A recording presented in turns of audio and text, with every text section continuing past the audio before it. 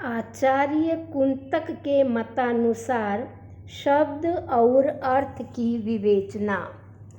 शब्द और अर्थ यह दोनों ही अलंकार्य और अलंकरणीय है। अतिशय शोभाकारी किसी अपूर्व अलंकार से संयुक्त करने योग्य होते हैं शब्द और अर्थ।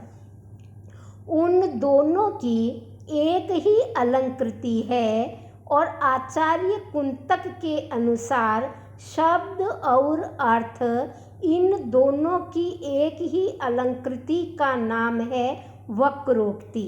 वक्रोक्ति से तात्पर्य है वैदग्ध्य से विदग्ध अर्थ, भाव कवि कर्म की निपुणता, उसकी भंगी विच्छिति अर्थात शोभा और शोभा के माध्यम से विचित्र कहे गए कथन।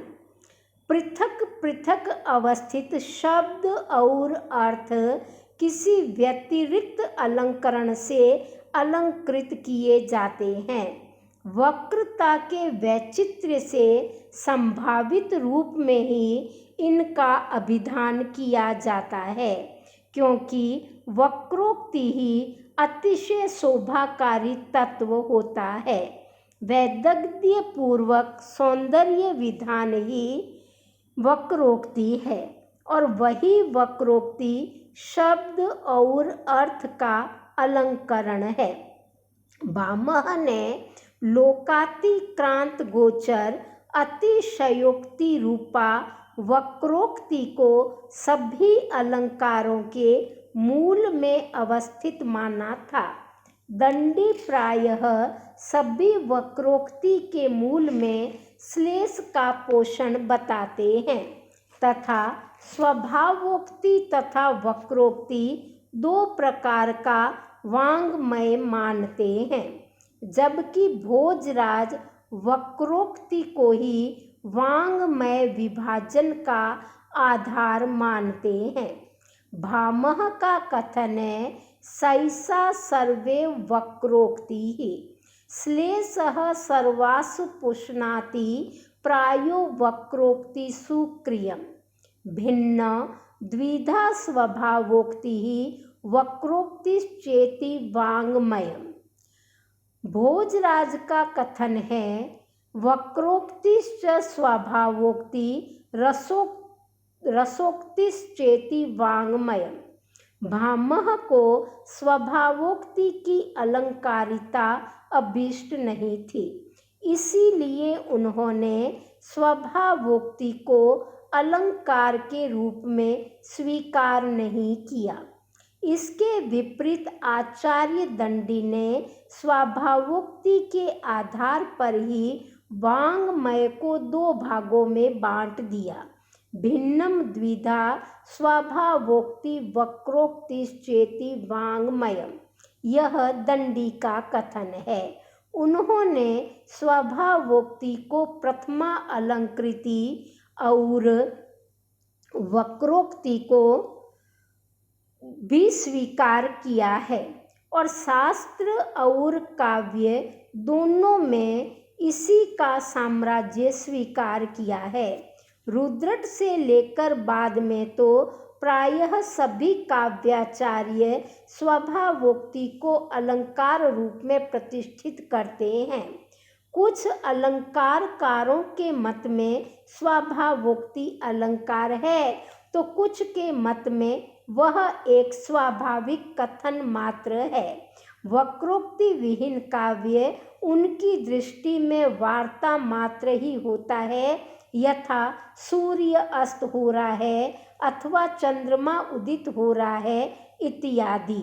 इन स्वाभाविक उक्तियों में कहीं कोई वैचित्र्य नहीं है तो वहाँ वक्रोक्ति नहीं है, क्योंकि वक्रोक्ति जाति, द्रव्य, गुण, क्रिया रूपी नाना पदार्थों के रूपों को साक्षात प्रकट करती है। शास्त्रों में इसी वक्रोक्ति का साम्राज्य है और काव्यों में भी इसी की योजना अपेक्षित है। उन्होंने समस्त काव्य जगत को ही स्वाभावोक्ति तथा वक्रोक्ति दो भागों में बांट दिया। वाचक शब्द तथा वाच्य अर्थ सम्मिलित रूप में ही दोनों काव्य माने जाते हैं। इसलिए कवि कौशल कल्पित अतिशय कमनीय शब्द को ही काव्य मानने वाले या रचना में वैचित्र्य का आधान करने वाले अर्थ को ही काव्य मानने वाले लोगों का मत निरस्त हो जाता है। जैसे प्रति तिल में तैल होता है, वैसे ही शब्द और अर्थ दोनों में ही काव्य मर्मज्ञ को आह्लादित करने की, चमत्कृत करने की, आनंदित करने की शक्ति होती है। काव्य में शब्द तथा अर्थ दोनों को ही वक्रत्व विच्छिति से विभूषित होना चाहिए। रचना में वस्तु मात्र का विन्यास तो हो, किंतु शब्द में वाचक वक्रता विच्छिति का अभाव हो तो कुंतक ऐसे शब्द को काव्य के लिए उपयोगी नहीं मानते। अतएव न शब्दस्य एव रमणीयता विशिष्टस्य केवलस्य काव्यत्वं न अर्थस्य। अतः शब्दार्थौ द्वौ सम्मिलितौ काव्यम, अर्थात शब्द और अर्थ का सम्मिलित रूप ही काव्य है।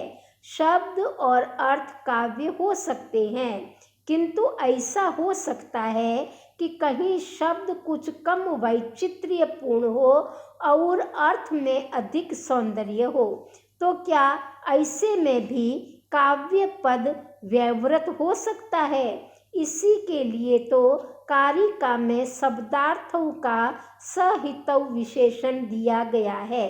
सहितौ का अर्थ है सद्भाव साहित्य पूर्वक अवस्थित शब्दार्थ ही काव्य हो सकते हैं। शब्द और अर्थ का साहित्य विरह तो होता ही नहीं, क्योंकि इनमें वाच्य वाचक संबंध होता ही है। वस्तुतः यथार्थ यह है कि साहित्य से यहाँ शब्दार्थ का विशिष्ट ही साहित्य अभीष्ट है। उस साहित्य का अर्थ है वक्र विच्छिति, विशिष्ट गुण तथा अलंकार विभूति का दूसरे शब्द से तथा अर्थ का अन्य अर्थ से संयोग, और ऐसा परस्पर स्पर्धित्व शब्दार्थ साहित्य ही काव्य में अभिप्रेत है।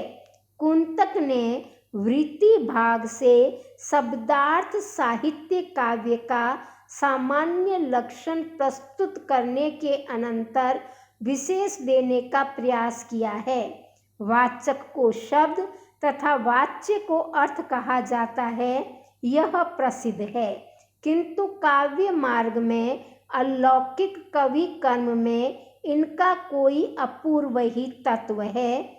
सहस्रों शब्दों के रहते हुए भी समुचित समस्त सामग्री समन्वित विविक्षित अर्थ का अभिधायक शब्द ही वास्तव में अपनी वाचकता की सिद्धि कर पाता है। कविगण जिस विशिष्ट अर्थ को प्रस्तुत करना चाहते हैं, उस विशेष के अभिधायक शब्द का ही चुनाव करते हैं। वस्तुतः कवि विवक्षित विशेष अर्थ की अभिधान की क्षमता रखना ही वाचकता है, जिससे रचना काल में प्रतिभा में किसी अपूर्व सौंदर्य से समूलासित पदार्थ प्रकरण के उपयुक्त अकथनीय अपूर्व स्वरूप को प्राप्त कर लेते हैं और इस प्रकार प्रस्तुत कर दिए जाते हैं कि सहृदय मन चमत्कृत हो उठता है। इसी प्रकार काव्य में वाच्य, द्योत्य या व्यंग्य सभी अर्थ होने चाहिए जो काव्यज्ञ को आनंद प्रदान करने वाले हो और अपने स्वभाव से मनोहारी हो।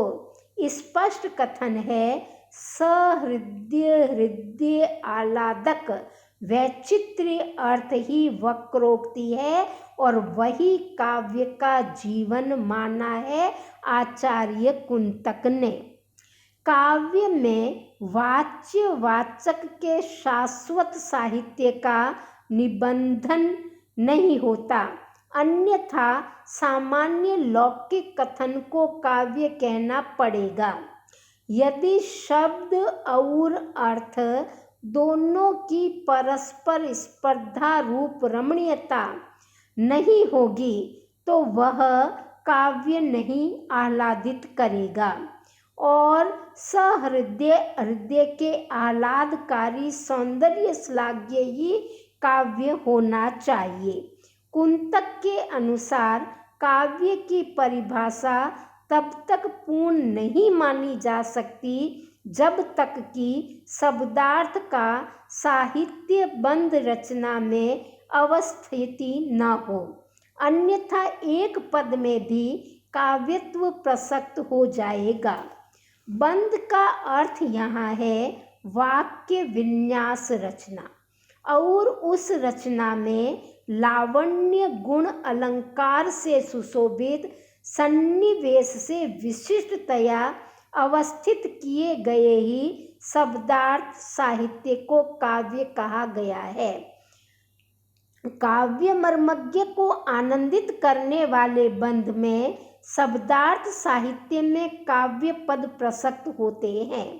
अन्य विशेषता बंध की यह है कि बंध को शास्त्र प्रसिद्ध शब्दार्थ निबंधन से व्यतिरिक्त षट प्रकार की वक्रता से विशिष्ट कवि कर्म से श्लाघनीय होना चाहिए। इस प्रकार कुंतक की काव्य परिभाषा बनती है काव्य मर्मज्ञ के हृदय को आह्लादित करने वाले शास्त्रातिरिक्त शब्दार्थ निबंधन वक्रता विशिष्ट कवि कर्म संश्लाघ्य वाक्य में लावण्य आदि गुण अलंकार से सुशोभित सन्निवेश पूर्वक अवस्थित परस्पर स्पर्धितया सहभाव को प्राप्त शब्द और अर्थ ही काव्य कहे जाते हैं।